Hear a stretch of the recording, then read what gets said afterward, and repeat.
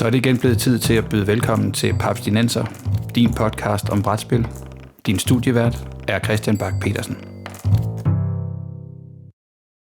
Velkommen til Papstinenser, din podcast om moderne bræt- og kortspil, præsenteret i samarbejde med papstinenser.dk, hvor du kan finde nyheder, anmeldelser, artikler og anbefalinger. Alt sammen om brætspil. Mit navn er Kristian Bak Petersen, og med mig i studiet i dag har jeg Bo Jørgensen. Hej Kristian. Hej Bo. Ved du hvad? Det er en sommerepisode, og vi har tænkt, at lytterne de kunne godt bruge lidt casual hyggesnak. Lidt light-hearted chat. Ja, og det kunne vi jo sagtens fyre en halv time af, hvor vi to kunne sidde og hyggesnakke om alting brætspil og nørd. Det ville jo være det mindste problem. Men jeg synes, at det er sommer, så skal... De har fortjent bedre. De har en treat. Det har de hørt i snart 300 episoder. Så vi har været i arkiverne, eller faktisk har været lidt tilbage, fordi der var Fastaval i påsken 2026. For et par måneder siden. Ja, præcis. Der havde Fastaval en æresgæst. Og som du sagde, inden vi begyndte at optage, så har vi jo haft en tradition med ligesom at prøve at fange æresgæsterne, og har i tidens løb haft nogle rimelig fede samtaler. De eneste, der ligesom undslap os, det var jo faktisk Shut Up and Sit Down, som bare... Ja. Som havde så travlt med at rydde op og lave andre ting. Men ellers så synes jeg, at vi har været gode til det. Og i år, der var det så bræt og rollespilleren Paula Deming, der var forbi. Hun har en YouTube-kanal. Hun har været vært på Watch It Played. Hun har været medlem af den Golden Geek-vindende podcast, der hedder This Game is Broken. Hun laver, sådan noget live-rollespil på scenen, sådan a la vores gode Papstinenser-kollega Morten Greis. Det er han jo virkelig har markeret sig som herhjemme, altså at man godt kan gå på scenen og spille rollespil, og så er det faktisk en kæmpe fornøjelse for publikum. Han er ved at få sig et rigtigt job, det er det, du siger. Præcis. Men det er også noget af det, som Paula Deming kan, og jo gjorde på Fastaval. Jeg ved ikke, jeg så det ikke selv, men vi kommer til at høre det, fordi vi fangede Paula Deming nede på vandrehjemmet. Ja, og det er altid en sjov, og det altid ser jeg med en eller anden erfaring nu, fordi det har vi gjort i 10-15 år snart, men når man har en æresgæst og siger, vi skal bare lige finde et sted, hvor vi kan sidde sådan nogenlunde uforstyrret og snakke, det skulle jo lyde som om, at det gør vi da bare. Ja. Men det er altid sådan en, fordi hvis der er et lille flække, så er der nogle andre, der har fundet den før dig og har sat sig der. Ja, så sidder de og spiller Magic, eller drikker kaffe, eller... Ja. Der er 1000 nørder samlet. De har brug for plads. Vi gik på vandrehjemmet, som er lige på den anden side af vejen, og slæbte hende med derover. Der var receptionsområdet, og vi tænkte, hvis vi lige kan få en halv time dernede, så er det altid. Altså, der var egentlig, der sad måske 2 eller 3 andre, sådan i den anden ende dernede, og jeg gik pænt hen med min mest diplomatiske stemme og spurgte, er det okay, vi sidder lige hernede ved bordet herover og laver noget podcast. Og de siger, ja, ingen problem. Og man tænker, fedt. Så har vi den på plads. Men. Så kommer der bare lige det der lille men. Men der kommer en del folk og spiller Cards Against Humanity lige om et øjeblik. Så man tænker, right. Så bliver det til nej. Det bliver nej herfra. Så vi trak lidt længere op i sofarækkerne på vandrehjemmet. Og måske skal vi sige her, at det er selvfølgelig vandrehjemmet på Hobro, som hen over påsken nærmest alene huser nørder, som er på Fastaval. Ja, der får du et chok, hvis du er kommet bare for at hænge ud med din gravhund den weekend. Altså. Ja. Men vi fandt et hjørne. En lille smule gennemgang. Der kommer nogle folk gående ind og forbi. Ja. Men det store problem er jo også bare, og nu siger jeg problem i situationstegn, det var jo også, at når først man trykker på Kristian og Bo og Paula, og så smider og Paula, så gik snakken jo. Jeg synes, det er nok den hyggeligste, og helt sikkert også sjoveste snak, jeg har haft med folk på Fastaval. Der bliver grinet en del, fordi hun er mega sjov. Hjertelig og varm og utrolig dejlig. Ja. Jeg vil sige, vi har episoder, hvor vi nogle gange ved, hvor vi gerne vil hen, eller der er et tema, vi ved, vi skal have snakket med en person om det og det og det. Ja. Og det her, det er ikke en af dem. Nej, vi havde en liste, men fordi at der var god kemi og godt humør. Ja, og det er en lidt sen aften og sådan noget, ikke? Så det er jo også bare godt, vi er skuldrene ned. Så det er uden filter. Ja. Og det er ikke en undskyldning, det er bare en forklaring. Det er en forklaring, og jeg vil godt love, at folk det bliver cozy. Det bliver cozy podcast. Ja. Og vi kommer vidt omkring. Vi kommer til at snakke både om de ting, Paul Deming har lavet. Vi kommer til hendes take på forskellige regelforklaringer og sådan noget. Og så kommer vi til at høre om hendes oplevelse af Fastaval, fordi det er jo også det fede nogle gange, når man laver et interview, hvor folk har været på Fastaval nogle dage, så kan de forholde sig til, hvad det er for en kultur, der er på Fastaval, og hvad det er, Fastaval kan.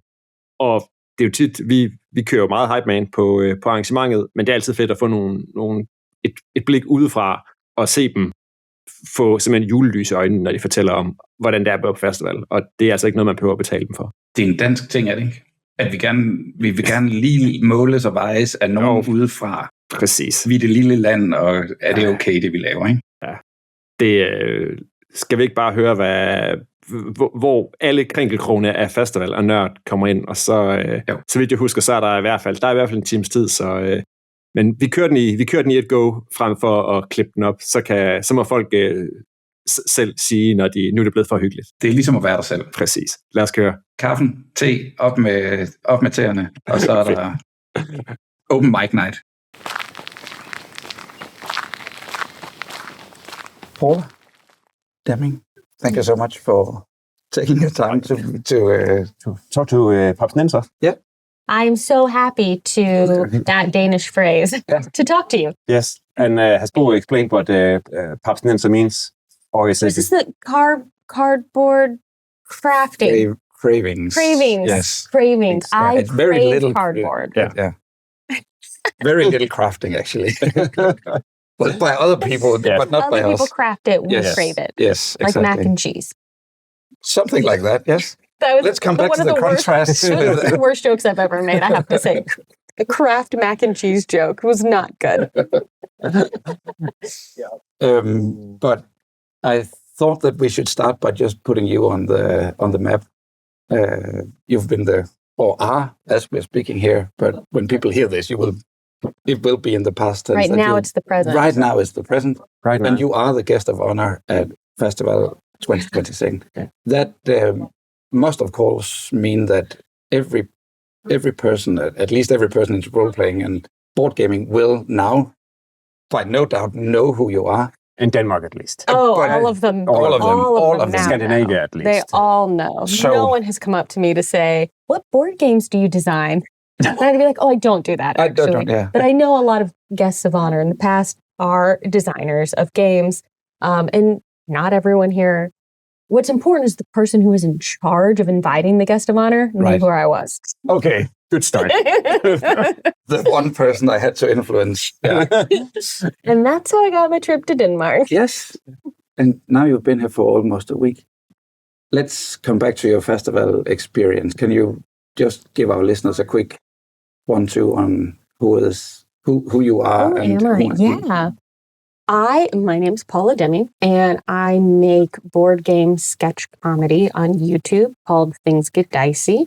And I also do other videos on my YouTube channel. I do like top 10 lists because people love them. I do sometimes like strategy videos and board game and role-playing playthroughs for people. I also stream games, video games, board games, and TTRPGs on Twitch. And I am on a variety of podcasts. One is called This Game is Broken, which is a comedy board gaming panel quiz show where we talk about board games, but where we're quizzing each other about board games. And I also am on some different podcasts with the Glass Cannon Network, where I play role-playing games like Pathfinder 2nd Edition or Pendragon, Age of Vikings, speaking of being, I guess, in this part of the world. And I also play Call of Cthulhu on another podcast called Push the Roll with Ross Bryant, where we improvise Call of Cthulhu scenarios, which is very fun. And I do other things, but it's too many to name and I'm exhausted. So I think you've done pretty well already. And we will of course, link to all of them in the show notes. Every single one, and even the stuff I didn't name, if you could find it. We will. It's we'll track it. No, I don't sleep. Yes, I am stressed out. But that's because it's like Saturday on Fastaval, so everybody should be just a little bit tired. A little bit tired. I think my first question to you, Paula, is because from judging from what you're doing, you must have been to a lot of conventions around the world. How is a typical convention in the US? You're from LA?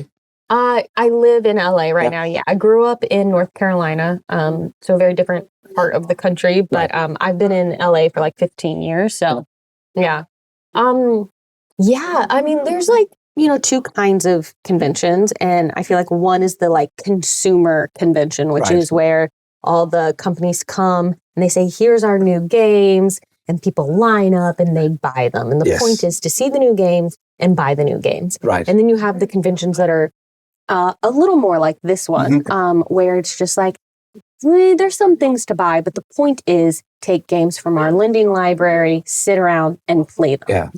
And I've done a lot of both. I'm a little burned out on the consumer convention. Seen them all. Or... Truly, I was at one last year where I was like, I've seen this exhibitors hall like 3 times already this year. Like once you've seen it once in that year, you kind of have seen it. So I was just like, I think I want to go to more conventions in the next year that are more focused on just sitting around and playing games with people, which I've been able to do a little bit of already this year. Yeah.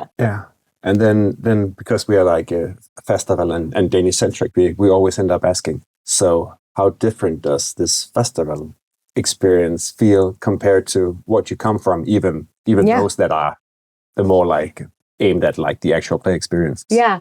This feels different to anything else I have ever attended. I have never been to an event that feels like this. Truly. Probably not necessarily a good thing. I'm still like bright-eyed and brand new to it. So everything feels like, whoa, cool. Okay. I'm not like deep in where I can be cynical about any of it. Right. No, it's really unique.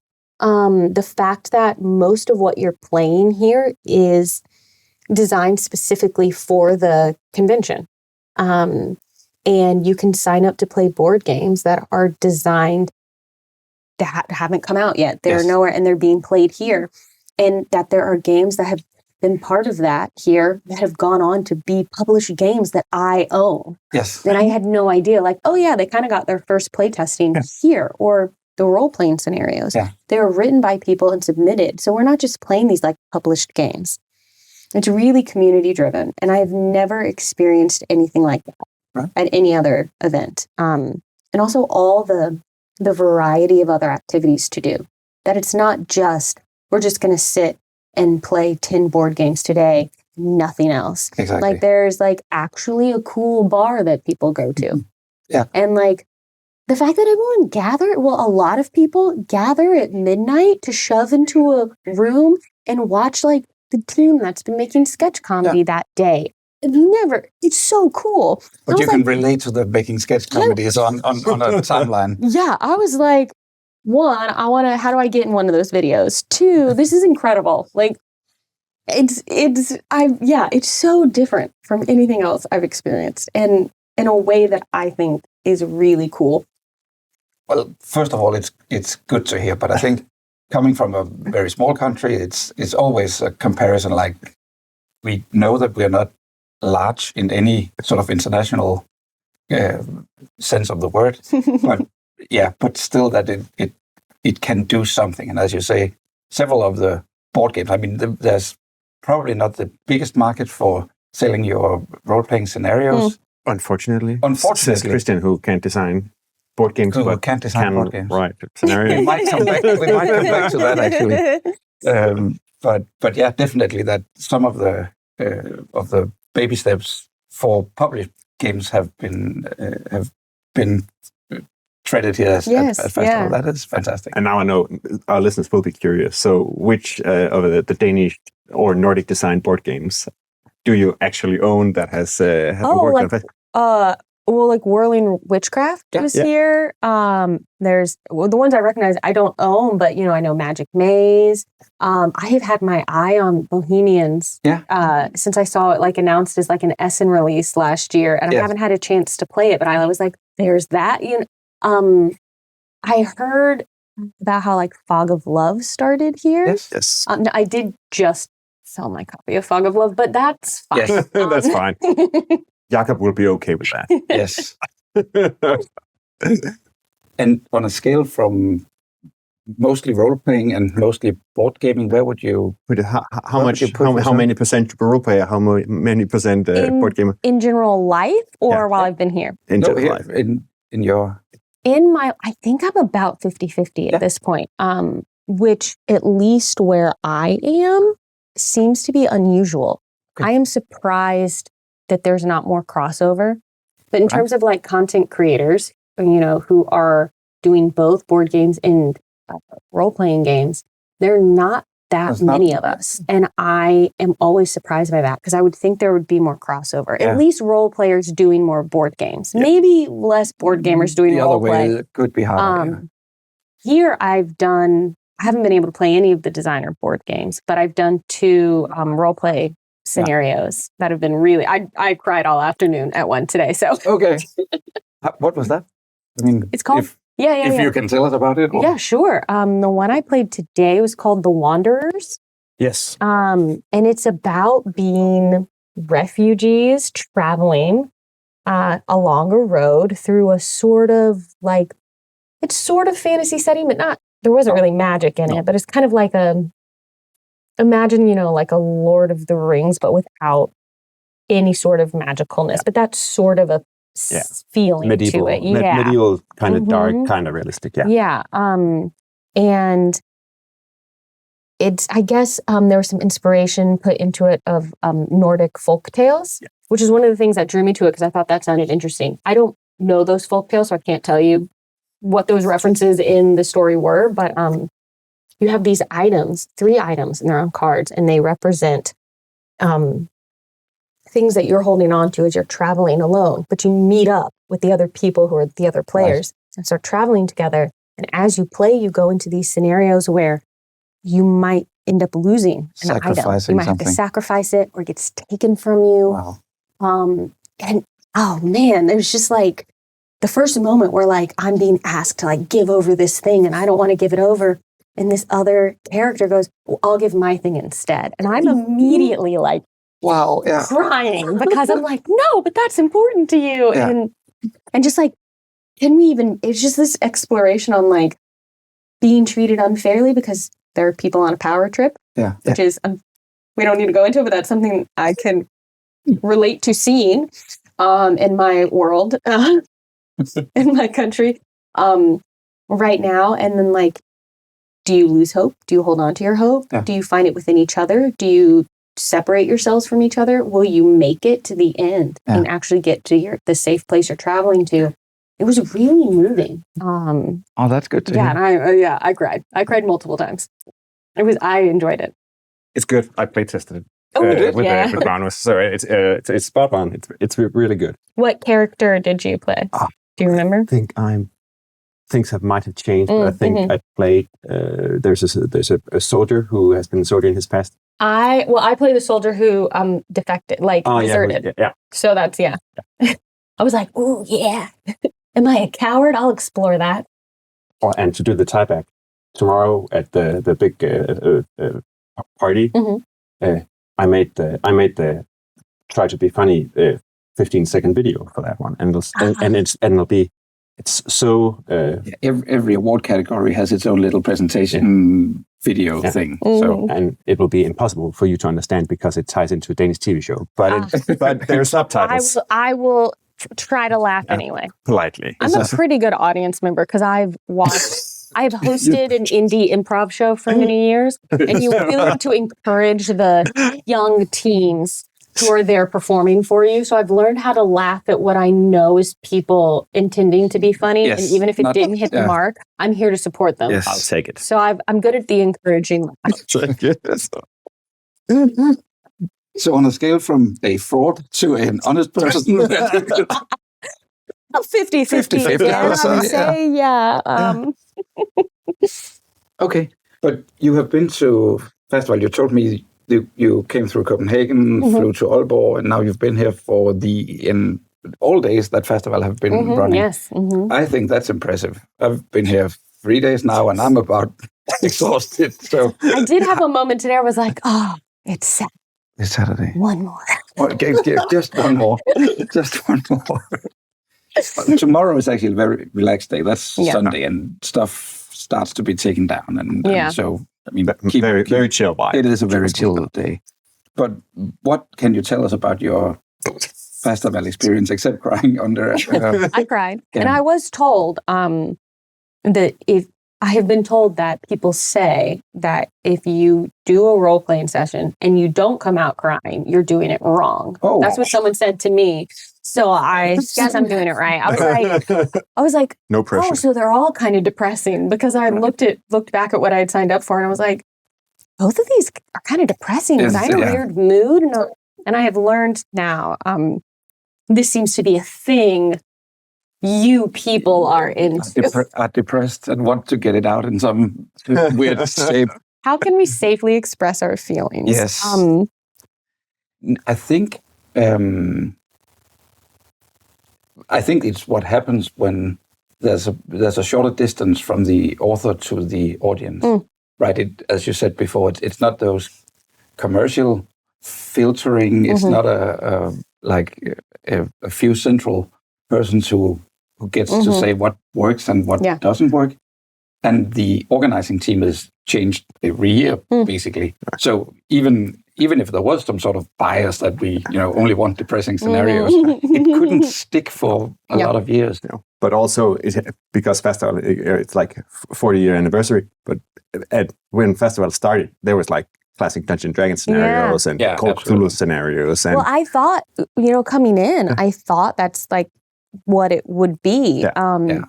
And actually, when we were talking about what kinds of things would I do to like contribute as the guest of honor, the first thing I pitched was, well, let me run a game for some people. Yeah, I'll run like a D&D or Call of Cthulhu game, because I do that at other conventions. Just like let 6 people sign up, we'll sit in a room, I'll run the game for them.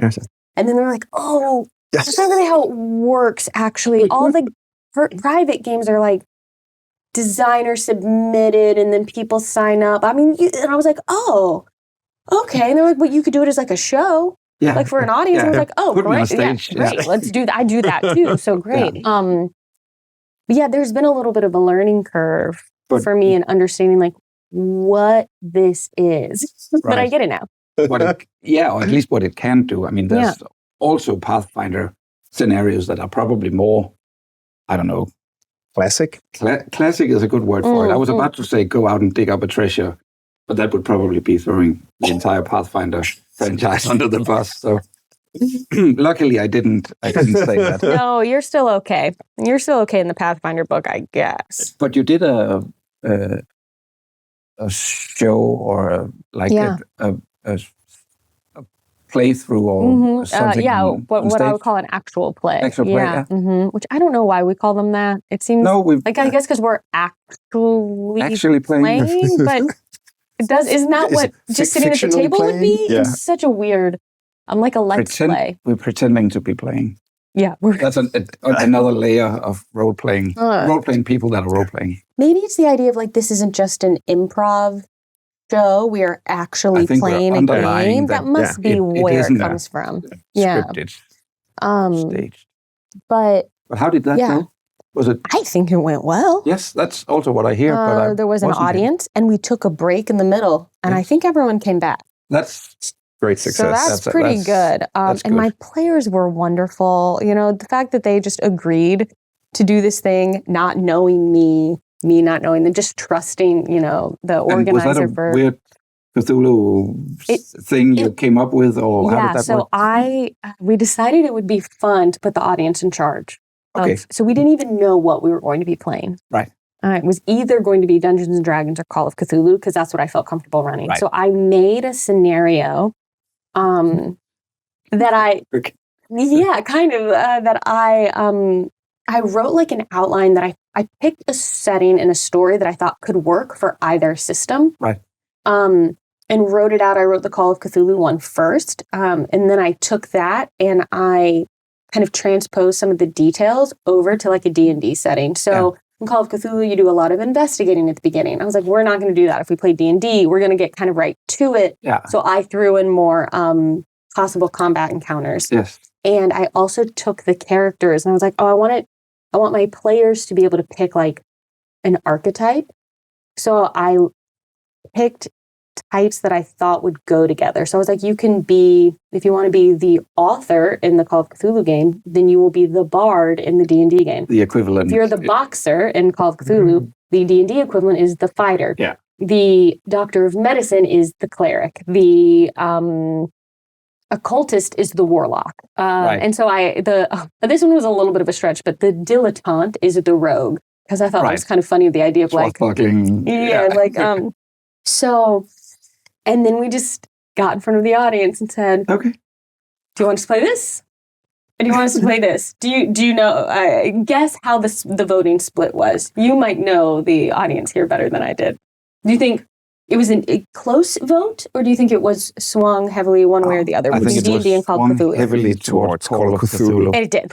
Yes, okay. We know our audience. It was like 20-something people voted for Call of Cthulhu, and like I was like, so like 6 of you want D&D. Okay, sorry everyone, we're playing Call of Cthulhu. But if the 6 D&D people still played, yeah, they sat and they didn't go anywhere. No. And you played with Masse was one of the yes, and he has been doing that as well, like doing actual plays. Yeah, he's been doing that in like stand-up comedy, I think. And and he was.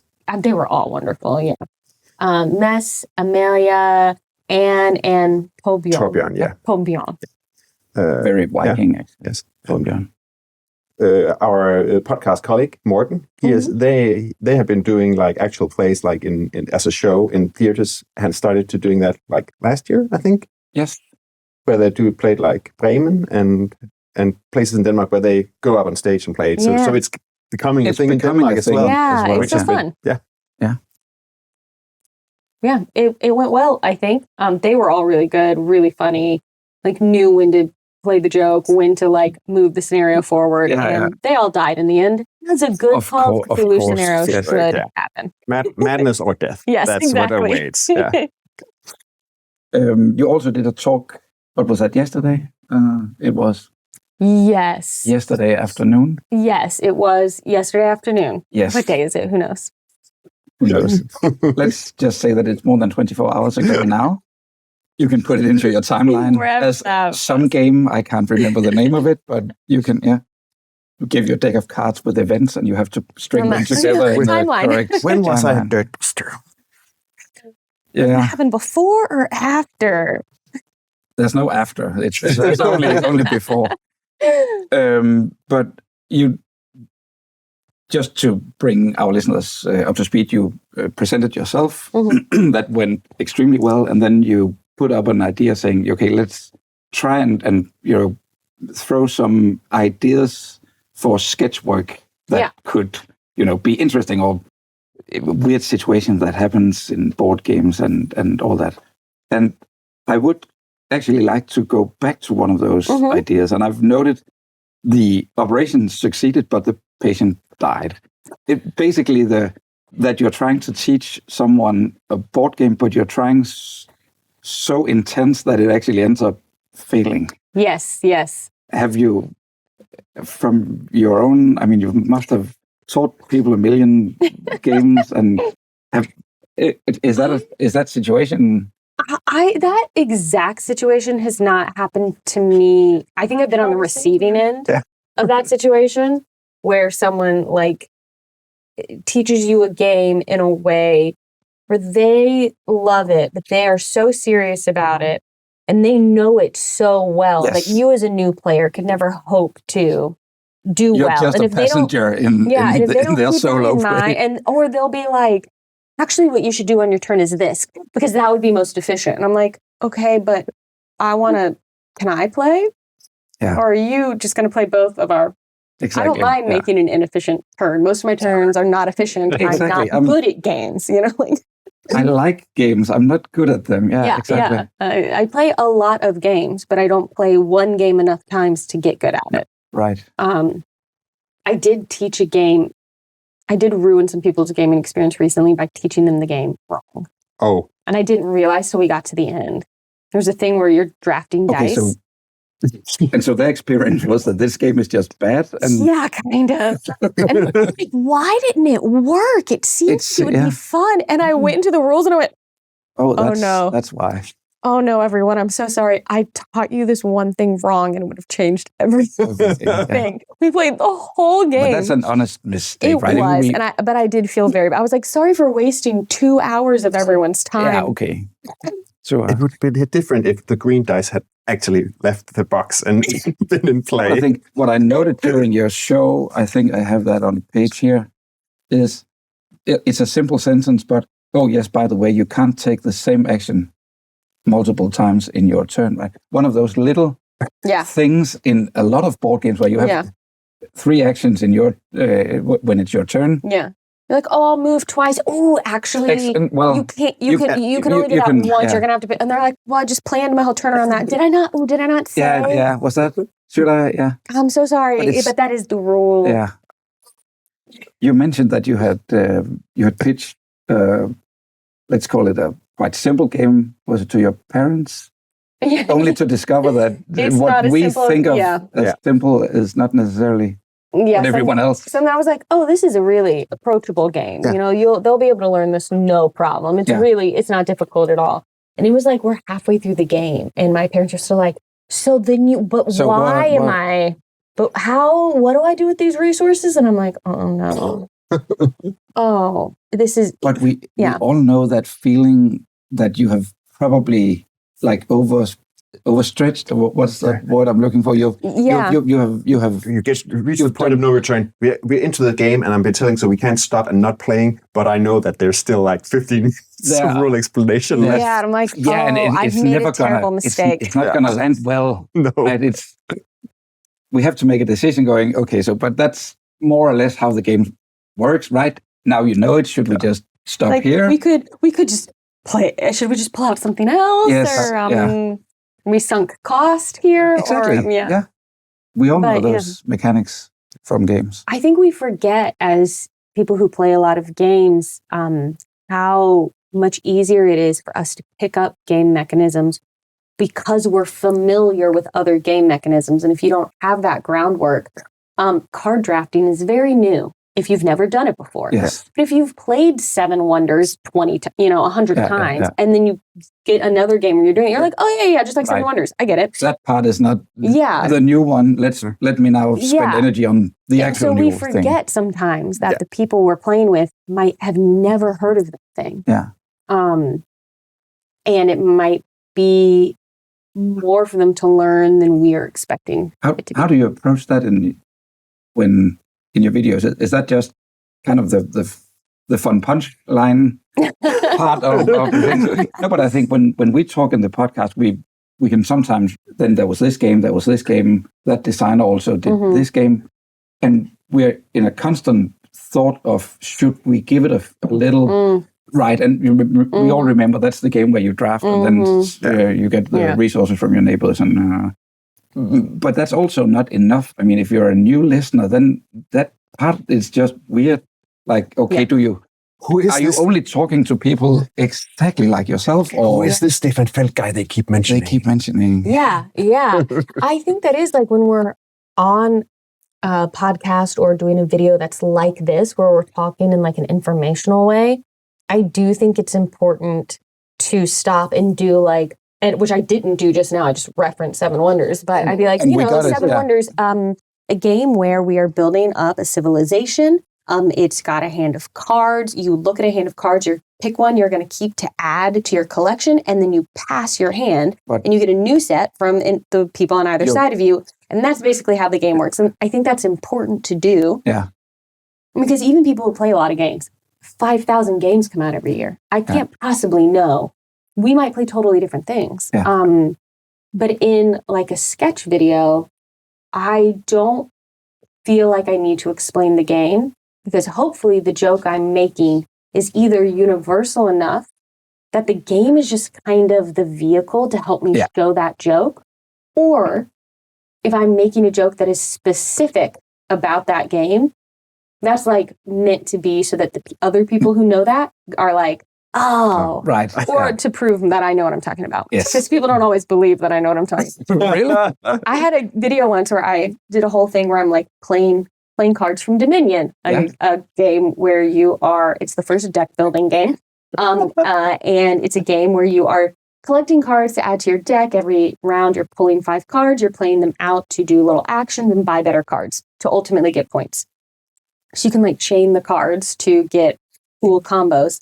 I have this moment in this video where I'm showing how much I've learned as a gamer. So I'm like, first I play this card and it does this, which lets me do this, and then that gets me this, and then this, and then this, and then this. And I made sure what I was saying was a turn that could actually happen based on how those cards worked. And someone came into my comments and was like, actually, that card, blah, blah, blah. And I came back and I was like, actually, I played it exactly right. That card does this and that's in the rule. I'm like, no. Because I knew someone would try and tell me if I had done it wrong. I was like, no, that is correct. I did the right thing. You're wrong. But the I love that example. But sometimes I think when, as you said, there are 5,000 games coming out every year, and we clearly believe that everybody, know their classics, or at least there's because now from your very brief but spot on description of Dominion. Yeah, but I was actually going back to the 7 Wonders. You would still have lost your mother in that, right? I mean, you're drafting your card, you're getting one from the neighbors. Yeah, so if I'm actually going to explain the rules to her. At some point, she would just decide that,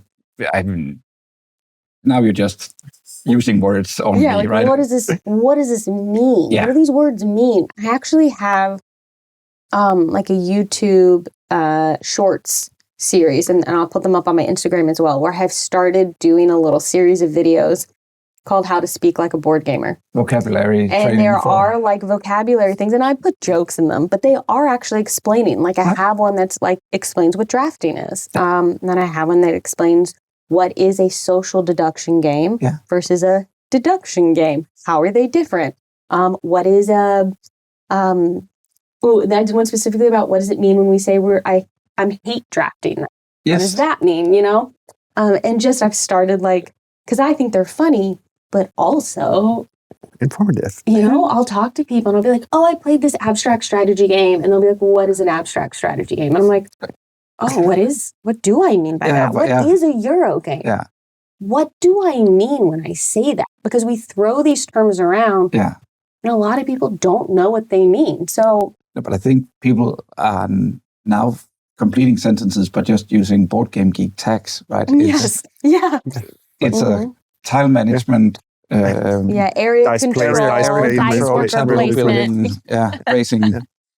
But I think in Denmark, it's also interesting because there's like the language barrier where, I mean, a lot of games are starting to getting rules translated into Danish, and we still don't have a good word for discard pile. It's called all different kind of things because there's not a word that really nails what you're actually doing when you discard a card and throw it. And people have played Magic here since the beginning and all the games, but every time a new rule is it's called the graveyard, so it's okay. Yeah, true. Yeah. Got him. She won. Actually, Magic. But yeah, I think the Danish translators still haven't found like the word they're going to use, and tile is actually not good either in Danish.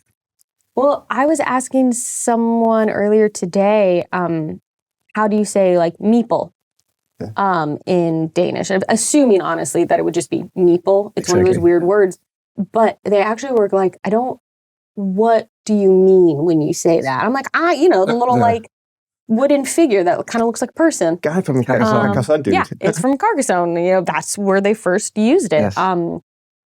And we're like, we don't actually have a word for that. We would just say like Greek or whatever. Peace. So yeah. It's interesting. No, but, and you, I'm talking so much. It's your podcast. No. We love having you on, Paula. I think you absolutely a wonderful person to have on because you know your stuff and you're good at talking. I'm bad at shutting up. Is really what it is.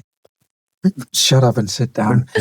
No, but we are at a place as Christian just said that in if things really want to take off, then they need to be translated. Yeah, and I kind of don't think that we're bad at English, but again, you are not bad at English. You're everyone. I've talked to everyone. And you and just heard me answered in Viking. Yeah, like people, as soon as I go, hi, they're like, oh, they just switch. They just switch to English. It's incredibly But then again, impressive. Coming back to our parents or the not gamers, families if you gave them a kind of complex game, let's even say a family sort of complexity game, and I said there's the rules on both sides of the page, and it's in English. Large pictures and some reference things, but a lot of people would, and again, I don't think that they couldn't complete it if their lives depended on it, but they would it's an extra step of effort that is a barrier. It is an extra barrier. For something that's supposed to be fun and casual and easy. Yeah. Like, oh, wait, now I have to do homework, taxes. Is this English? It makes sense. Yeah. So luckily, the importers and the publishers have started to really see that some of the games took off, like Terraforming Mars, which is a complex game and not necessarily a beautiful game, but a lot of cards and a lot of cards that need to be translated. Yes. Yeah. Exactly.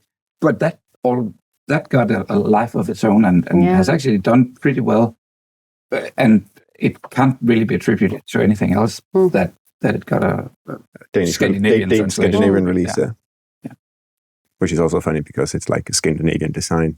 It's a Swedish design. Yeah. Is there a Swedish, like a native Swedish version of Terraform? I'm pretty sure it started out in English and then, but there's I guess there is a Swedish now. I mean, if it's in. That must be, yeah. So coming back to the question of trying to explain something to people, is it, how do we get past that barrier? Then, I mean, you've taken humor or comedy as your can like opener. I think you need to know the person you're trying to introduce the game to. You know, so much you can go on the like board game subreddit, right? And people will be like, how do I get my XYZ person to like games? What game should I introduce them to? Yeah. And it's like, okay, well, what do they like? What kind of theme? Because if they hate sci-fi, maybe don't choose a Star Wars game. You know, if they love sci-fi, maybe Star Wars is a great in for them. Yeah. So I think theme is a great way in for a lot of people. What's something they're already interested in? Yeah, they like pirates. Pick a pirate game. Okay, now we know that's they like pirates. Yeah. No pun. They'll have and then go, okay, what other kinds of things, like, are they a person who likes to talk to other people? Yeah. Are they a person who'd rather solve a puzzle all on their own? Are they a person who likes to like pull a prank? Maybe they would like a bluffing game. Yeah. Are they a person who, just like think about like kinds of things that they like. There's probably a game with that sort of mechanism in it. So like choose things you know they'll already like, because they'll be more willing to put the effort in. There's something immediately fun and satisfying to them. And then just try to go simple to start, because then you're slowly introducing them to these ideas that can grow and get more and more complex. If they liked that, then they liked Love Letter. Great. Now let's jump it up to Star Wars Love Letter. Star Wars Love Letter. Exactly. They like, great. Now we'll do Lord of the Rings Love Letter. Yes. Great. Now we'll do. Now, may I recommend Loot Letter? So, but you know what I mean? You like ramp it up from there. And also I think you mentioned on stage yesterday that remember that it's not all people who play games to win. It's it's called play games. We should also be like enjoying our time spent at the table with each other. It's precious. Yeah. I have one other thing to go back slightly. You can teach, I think, whether you're teaching a simple game to someone who hasn't played it before or a more complicated game, you need to know how it works really well. Oh, yeah. Like tying it all up. Yeah, don't come in and be like, here, I'm going to teach you. This is a horrible example because it's crazy, but I'm going to teach you Twilight Imperium. Yeah. And I'm going to read from the rule book while I do it. Yes. That's insane, right? Like, you need to know what you're teaching. Yeah. And that way you're not like reading through the book while you do it. Because nothing's worse, right? Than sitting down and someone be like, okay, on our turns, we are like, you should be able to be like, cool. Okay, so here we are. We're pirates. We are trying to get the best treasure. And we're going to do that by playing cards from our hand. We have the same cards in our hand. Can you guess what game I'm describing? We have the same cards in our hand. And every turn you're going to play, you're going to reveal that order is going to unlock an action. And then those go out of the game. Libertalia. Yeah. Great. Oh, I did a good job. For example. Great example. I'm a huge Paula Mori fan. So. He's great. But a lot of people will, a lot of, let's call them gamers would like to know everything up front, right? And those people can be, quite frankly, annoying to play with because they don't let you, to accept that I am teaching you the thing. Don't try to surpass me or, get around the tempo that I have chosen to introduce. Rely on me having a plan. I'm not telling you the hardest part or the exception to the combat rule. Yes. From the beginning, and you can come back and, slam me for that later. But that's how I decided that you were being introduced to this. I chose to teach it from here to here to here. I'm going to get to that. Okay, just hold on. I'm about to say that part. Yeah. I played with 4 kids, Fastaval Junior. Yeah, how did that go? Well, fantastic. And do say hi to the designer. I will say hi to John D. Clare. Exactly. And let him know you played his game Cubitos. Well, technically I didn't play it, but I you facilitated. I taught it. Yeah, and I laid out a plan for when to introduce which rules to 4 kids. Because had I sat down there and said, right, you need to understand how these 10 different dice works, how the different fields on the board they've left work. The table already. Yeah, and one of them, and that is just a quick story from today's play with the kids. But one of them, I think we played for like 20 minutes, and one of them said, I think this is going to be a very long game. And that's not necessarily It's not the feedback you want partway through. We're going to be here a while, put guys. That one back in the where that came from. Right? We don't want that to be the story around the table. Buckle up. We're going to no. What did you play? A long game. Yeah, we just played a long game. We've all been there. I can assure you that all the dice you're picking up will build speed and momentum. You might not move fast every turn, but you will eventually have some power moves, and they kind of okay. So I thought you can be confident that you're halfway there now, which of course they weren't in distance, but in playtime we were halfway there. So I got them. Oh my God! I promise it's not going to be that. It's not going to be that much longer. Back in the bottle. Over yet? Oh. I'll tell John that they said that. Yes. I played it with some kids, and they said it was too long. We're talking 4 like 12, 13-year-olds ish. So if they're used to playing, a lot of games of that age might only be 20 minutes long. Yes. Yeah. So now they're like, well, normally we'd be at the end of the game now. Yeah. But again, junior versions, very hot right now. So maybe Cubitos Junior. Yes. Cubitos Junior. I don't know how you simplify it more and keep the fun, honestly. But you know what? John's a great designer. Twilight Imperium Junior. My first Twilight Imperium. My first Twilight Imperium. My first Galactic Emperor, or whatever they... Big Lion Monster Space Alien. Great game. Paula, thank you so much for joining us. Yes, we will link to everything. Everything that's been mentioned. And more. And more. Come back to the show notes. Thanks for having me on and letting me talk so much. So much of your show. We are absolutely on script. Yeah. Thank you, Paula. Thank you. And enjoy. You only have one day left. I have tonight? Yes. You can go. And tomorrow. I mean, what time is it now? You could. I want to go to bed, but I'm going to try and stay up for at least 3 more hours. To watch the TV. I want to watch the TV. When it actually comes on. With a professional distance. I analyze, I give notes, I turn them into the sketch team in the morning, and I say, hi. Feedback. I work in Hollywood, so here are my notes. Yeah. They love it. You might know me from such sketch shows as... You might know me from Good Time Society. They love it. They really appreciate my feedback. Yes. And I'm sure they will tomorrow. Paula Deming, thank you so much for coming on. Thank you for having me. Jamen, tusind tak for godt selskab, Bo og Paula. Det var mega hyggeligt. I lige måde, Christian. Præcis. Altså, skal vi ikke... efterfølgende, så kan det måske siges, at vi blev hijacket til også at lave nogle små videoer, som jeg dog ikke har set endnu, hvor vi prøver at lære Paula Deming at sige brætspilstermer på dansk. Ja, jeg tror, det bliver sådan nogle små reels på hendes Instagram, så find Paula Deming på nogle sociale medier, hvis I vil se dem. Jeg har heller ikke set dem endnu, men jeg er ret sikker på, at det er, når hun er ude at rejse, så prøver hun at få hjælp med at sige noget, der lyder helt vanvittigt. Præcis.